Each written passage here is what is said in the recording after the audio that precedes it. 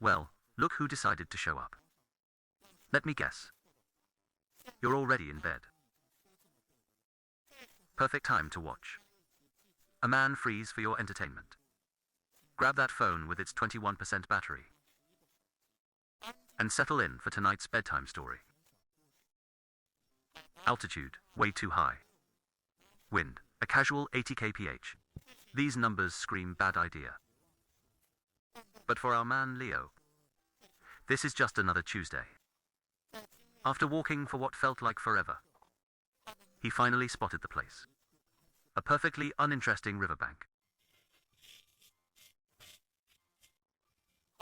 Out came the shovel. It's go time. He yeeted the fluffy stuff to the side. The snow here wasn't very ambitious. Easy peasy. He carved out some prime real estate. Ready for the tent's big debut.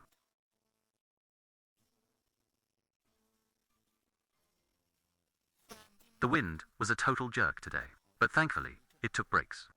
During a rare moment of peace, he wrestled the tent into place.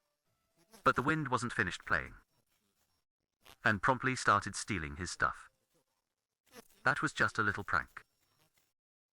The next gust was far less polite, and was about to cause major drama.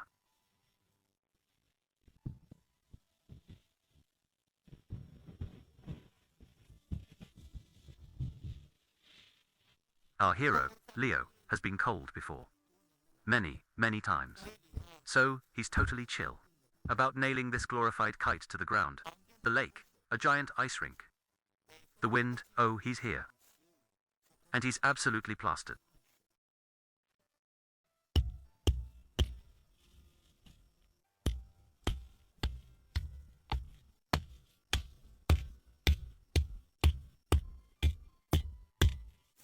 After an hour-long cage match with the tarp, the fabric palace is finally ready, just in time for the sun to clock out. To survive the night of relentless wind punch, this setup needs to be 100% Leo. Hey, look at all this room for activities. The outside is basically a giant baked potato wrapper, and the inside is nice and cozy. This tentception should prevent any human popsicle situations.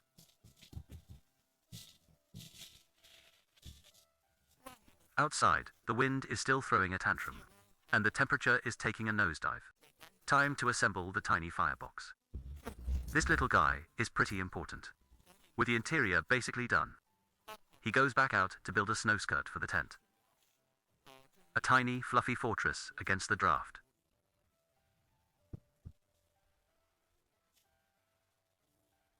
Leo grabs a knife. Time for some light, warrant-avoiding surgery. The tiny chimney needs a tiny exit. After one last tug on the ropes, it's time for the great stick hunt. Luckily, he's got options. Nature provided a firewood delivery service right next door. Sawing wood inside. Genius or madness. But the wind has other, very rude, plans.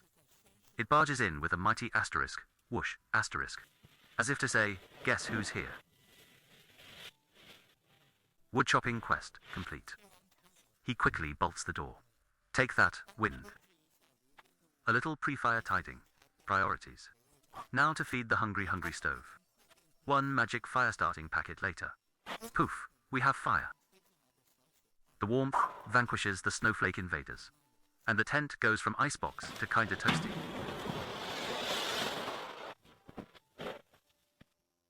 And now, Leo can finally feed the beast within. Hiking all day, apparently, makes you hungry. Weird. On the menu, hot bread and beef stuff. Okay, it's a asterisk lot, asterisk overcooked. But when you're this hungry, burnt is a delicacy. Stomachs successfully silenced. It's time to build the hibernation station. Outside, the wind is still throwing a tantrum. A frozen world of nope. But in here, the tent sauna has surprisingly reached a balmy 20 degrees. Oh yeah. He's going to sleep like a very toasty log tonight.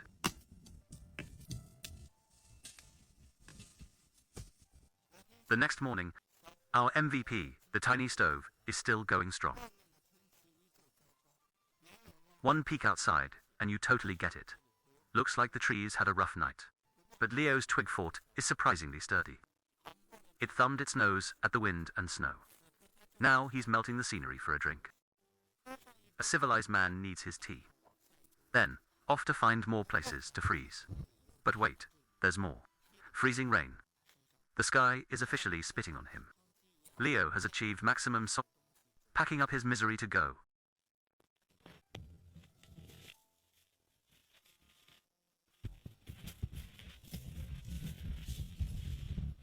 Too late to turn back now. What a pity. This time, he's going even deeper into nowhere. Luckily, the trees are a surprisingly effective wind shield.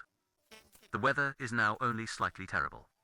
As the sky sheds its dandruff, he carves out his own little frozen kingdom.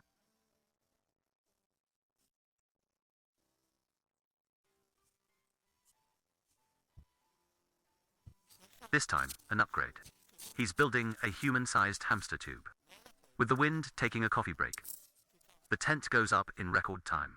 Of course, the lines must be super taut and buried like treasure in the snow, so you don't wake up in the next county. Opening the front flap, his frozen palace is open for business.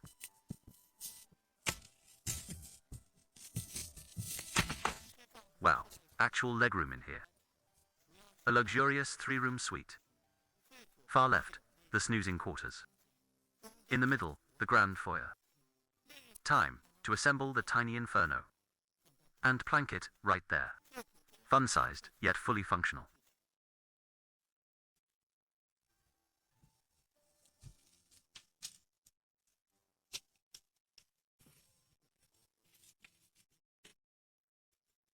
With the interior decorating complete, he grabbed a sacrificial stick. After a bit of chopping, it became an offering to the fire gods. The sky started spitting dandruff. Leo, meanwhile, was auditioning for the lumberjack games, building a wood pile big enough for a squirrel rave. Okay, that's enough.